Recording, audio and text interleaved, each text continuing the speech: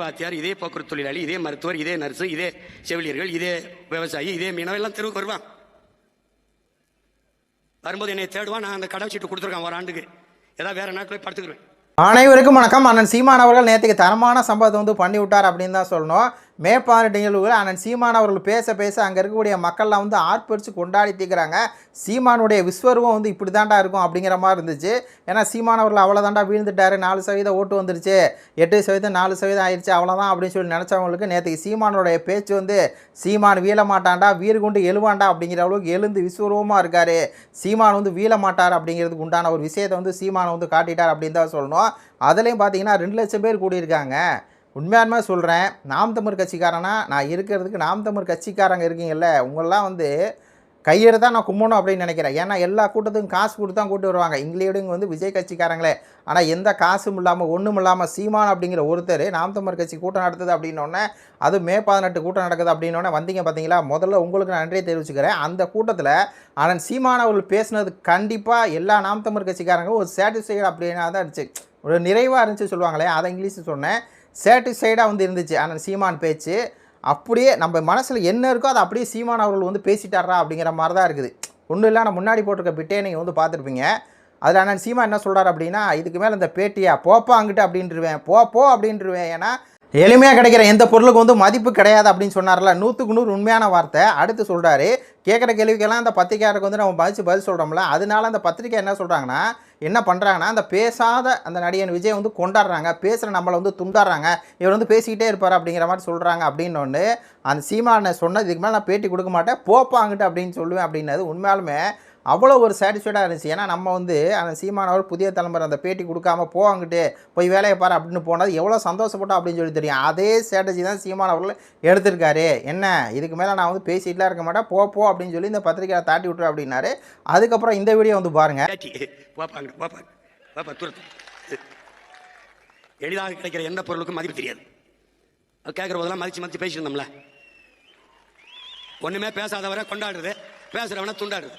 இந்த வீடியோ பார்த்தோன்னே உண்மையாலுமே எனக்கு வந்து இன்னும் சாட்டிஸ்ஃபை ஆயிடுச்சு, நிறைவாக ஆயிடுச்சு. சீமான் அவர்கள் நம்ம என்ன செய்ய சொன்னோமோ இதுக்கு மேலே அண்ணன் வந்து இப்படி தாண்டா செய்யணும் அப்படின்னு பார்த்தீங்களா, அதே மாதிரி அண்ணன் சீமான் வந்து செய்ய போகிறார். என்ன அப்படின்னா, இந்த ஆசிரியர் போராட்டம், மீனவர் போராட்டம், போக்குவரத்து ஊழியர் போராட்டம் அப்படின்னு சொல்லி திருப்பி வந்து போராட்டம் ஆரம்பிப்பாங்க. மாணவர், மீனவர், மருத்துவர், செவிலியர்னு. அப்போது எல்லாரும் தெருவுக்கு வந்து போராடுவாங்க. யாரை தேடுவாங்க? சீமானை வந்து தேடுவாங்க. அப்போ சீமானவர் என்ன பண்ண போகிறாரா, இப்போது கடவு சீட்டு கிடச்சிருச்சு இல்லையா, பாஸ்போர்ட் வந்து அவருக்கு வேறு நாட்டுக்கு போகலாம் அப்படிங்கிற மாதிரி கிடச்சிருச்சு. இப்போ என்னென்னா, வாங்கிட்டு 1 வருஷம் நான் வேறு நாட்டில் போய் படுத்துக்குவேன், இந்த மக்களுக்காக நான் போராட மாட்டேன். ஏன்னா நான் எல்லா போராட்டத்திலும் கலந்துக்கிட்டேன், இந்த 5 வருஷம் மக்கள் என்னை கைவிட்டாங்க, அப்போ அந்த மக்களுக்காக நான் போராட மாட்டேன் அப்படிங்கிற ஒரு முடிவான சீமான் வந்து எடுத்து அதை வந்து அறிவிச்சார்ல. உண்மையாலுமே சர்டிஃபிகேஷனோட ஃபுல் சர்டிஃபிகேஷன் அப்படின்னு தான் வந்து சொல்லணும். ஏன்னா அந்த மக்களுக்கு கவர்ச்சி தான் பிடிச்சிருக்குது, போராட்டம், உண்மை, நேர்மை அதெல்லாம் எதுவுமே பிடிக்கல. அப்போ என்ன பண்ணோம்னா, நம்ம போராடக்கூடாது.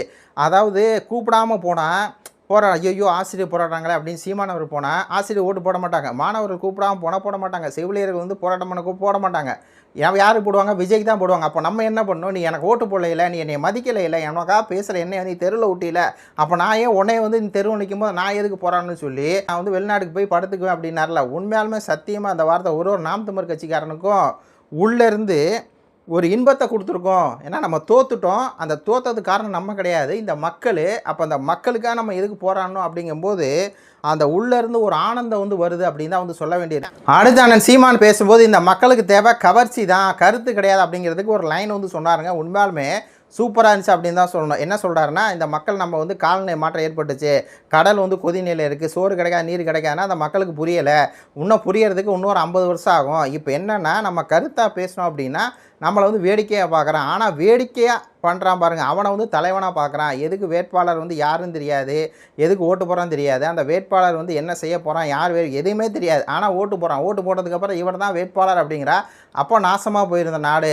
ஏன்னா இப்படி ஒரு கவர்ச்சியாக இருக்கான், வேடிக்கை காட்டுறான் அப்படிங்கிற ஒரே காரணத்தினால கருத்தெல்லாம் ஓரம் கட்டிட்டு நான் வேடிக்கை காட்டுறவனுக்கு தான் ஓட்டு போடுவேன், யார் வேட்பாளர் எதுவுமே தெரியாது, வேடிக்கை காட்டுவேன், நான் ஓட்டு போடுவேன் அப்படின்னா நாடு நாசமாக தான் போய் சொல்லிட்டு அடுத்து சொல்கிறாரு.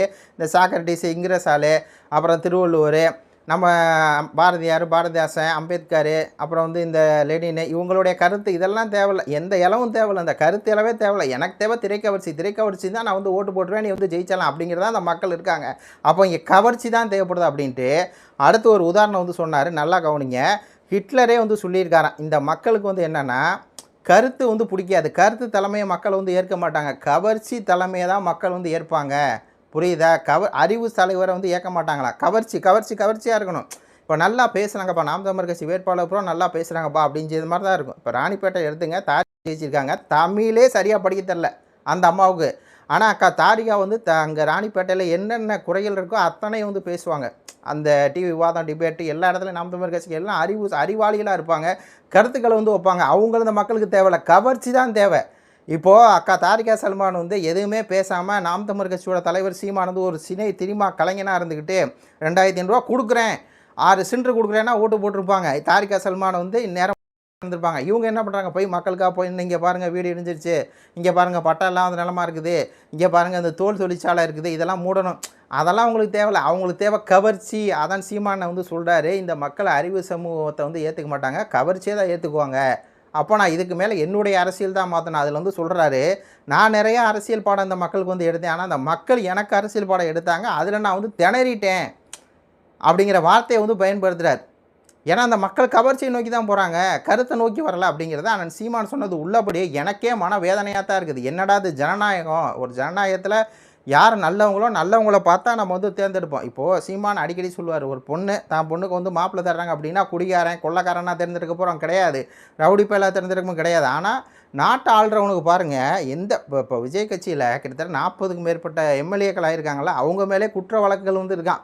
ஏன் இந்த குற்றவாளிகளை தேர்ந்தெடுக்கிறாங்க அப்படின்னா மக்களுக்கு அதெல்லாம் முக்கியம் இல்லை, கவர்ச்சி தான் முக்கியம். ஜனநாயகம் வந்து இப்படி நாசமாக போச்சேடா அப்படின்னு சொல்லி அண்ணன் சீமான் பேசுனது உள்ளபடியே வந்து எனக்கே மன வேதனை அப்படின்னு தான் சொல்லணும். ஆனால் ஒன்று மட்டும் விடுதுங்க, அண்ணன் சீமான் அவர்களை யாராலும் வீழ்த்த முடியாது அப்படிங்கிறத அண்ணன் சீமான் அவர்கள் வந்து காமிச்சிட்டாங்க. சீமான் பின்னாடி வந்து எவ்வளோ பேர் மக்கள் இருக்காங்க அப்படிங்கிறது வந்து தெரிஞ்சிருச்சு. சும்மா சீமான் அவர்கள் வந்து ஒரு தோல்விடா, அவ்வளோதான்டா முடிஞ்சுட்டாரா அப்படின்னு சொல்லி நினச்சாங்கல்ல, சீமான் அவ்வளோதான் அப்படின்னு நிறைய பேர் அப்படி தான் நினச்சிருப்பாங்க. அதில் மெயினாக வந்து விஜய் கட்சிக்காரங்க, திமுக, அதிமுக எல்லாம் நினச்சிருப்பாங்க. ஏன்னா இவங்க எல்லாம் சேர்ந்தாலே சீமானவருடைய ஓட்டு குறைக்கிறதுக்கு பல வேலைகள் பல யுத்திகள் பார்த்தது, சீமானவர் மேலே அவதூறு பரப்புனது, அதில் மெயினாக அந்த பாரிசான் பீக்குமார் இவங்க நினச்சிருப்பாங்க. அவ்வளோதான் சீமான் வந்து விழுந்துருவாருங்க, சீமான் பின்னாடியெல்லாம் இதுக்கு மேலே யாரும் மக்கள் வரமாட்டாங்க, சீமான் பேச்சு இதுக்கு மேலே ஈடுபடாதுங்க அப்படின்னு நினச்சிருப்பாங்க. ஆனால் நேற்றுக்கு பார்க்கணும், கூட்டத்தை பார்க்கணும், கிட்டத்தட்ட 2 லட்சம் பேருங்கிறாங்க. போட்டு வந்தவங்க சொன்னாங்க, மறைமலை நகரில் வந்து கூட்டம் வந்து கட்டி ஏறிட்டாங்க.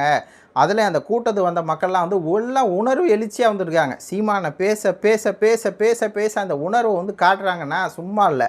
சீமான் அப்படிங்கிற ஒற்றை மனிதன் இந்த தமிழ்நாட்டில் விதைச்ச விதைகள் எல்லாமே வீரியமான விதைகள். அவரை இந்த ஒரு தேர்தலில் வந்து தோக்கடிச்சா அவ்வளோதான் முடிச்சுன்னு நினைக்கிறீங்களா? முடியாது. அதான் சீமானே சொல்கிறாரு, ஃபஸ்ட்டு நம்ம வந்து 4.5 லட்சம் இருந்தோம், அதுக்கப்புறம் 16 ஆனோம், அதுக்கப்புறம் 30 ஆனோம், 36 ஆனோம், இப்போ வந்து 20 இருக்கிறோம். இந்த தேர்தலில் 20 ஆயிருக்கோம், நம்ம இப்படியே விட்டு போகிறதில்ல, அடுத்த தேர்தலில் 1,80,000 அதாவது 1,80,00,000 ஓட்டு வாங்குவோன்னு சொல்லி சீமான் அவர்கள் வந்து அந்த நம்பிக்கை, அந்த தைரியம், அண்ணன் சீமானோட பேச்சை கேட்டாலே அதாவது எலியும் கூட வந்து புலியாக மாறிடும், பூனையும் கூட வந்து யானையாக மாறிடும்பாங்களா, அந்த மாதிரி ஒரு பேச்சு வந்து நேற்றைக்கு பேசினார். உண்மையாலுமே ஃபுல்ஃபில்லாக இருந்துச்சு. ஆனால் சீமான் அவர்களை வீழ்த்தே முடியாது. அடுத்த தேர்தல் நோக்கி நம்ம வந்து பயணிப்போம். நம்ம இந்த தேர்தலில் என்ன தப்பு பண்ணியிருக்கோம் அப்படிங்கிறத நம்மளுக்கு வந்து தெளிவாக தெரிஞ்சிருச்சு. இந்த மக்களை நம்ம வந்து புரிஞ்சுக்கலாம், இந்த மக்களுக்கு வந்து தேவை என்ன அப்படிங்கிறது நம்மளுக்கு தெரிஞ்சிருச்சு. இந்த மக்களுக்கு தேவை கவர்ச்சி தான், கருத்து கிடையாதுங்கிறத புரிஞ்சிருச்சு நம்மளுக்கு. ஆனால் சீமான் அவர்களும் அதை சொல்கிறார், இந்த மக்களுக்கு வந்து கருத்து தேவையில்லை, அம்பேத்கர், பூலே, அரிஸ்டாட்டில், லெனினு, மார்க்ஸு, சேகுவேரா அதெல்லாம் தேவையில்லை, வள்ளுவர் யாரும் தேவையில்லை, அவங்களுக்கு தேவை என்ன, ஒன் அண்ட் ஒன்லி வந்து கவர்ச்சி, அந்த கவர்ச்சி தான் தேவை அப்படிங்கிறது தெரிஞ்சிருச்சு. இனி அடுத்த பயணம் வந்து இன்னும் வீரியமாக இருக்கும். கவர்ச்சியை நோக்கி இந்த மக்களை வந்து நம்ம வேறு வழியில் இந்த மக்களை நம்ம புரட்சிக்கு வந்து தயார்படுத்த முடியாது, கவர்ச்சியை நோக்கி நம்ம தான் நகரணும் அப்படிங்கிற மாதிரி தான் இருக்குது. அண்ணன் சீமானுடைய பேச்சும் அப்படி தான் இருந்துச்சு. நம்ம ஜெயிச்சு அதிகாரத்தை போய் உட்காந்து தான் நம்ம எதாவது பண்ண முடியும். இப்போ உட்காந்துக்கிட்டு நம்ம எதுவுமே பண்ண முடியாது. அப்போ அதுக்கு என்ன செய்யணுமோ அதை செய்யணும் அப்படின்னு சொல்லிட்டு இந்த காணொலியை முடிச்சுக்கிறேன். நன்றி, வணக்கம்.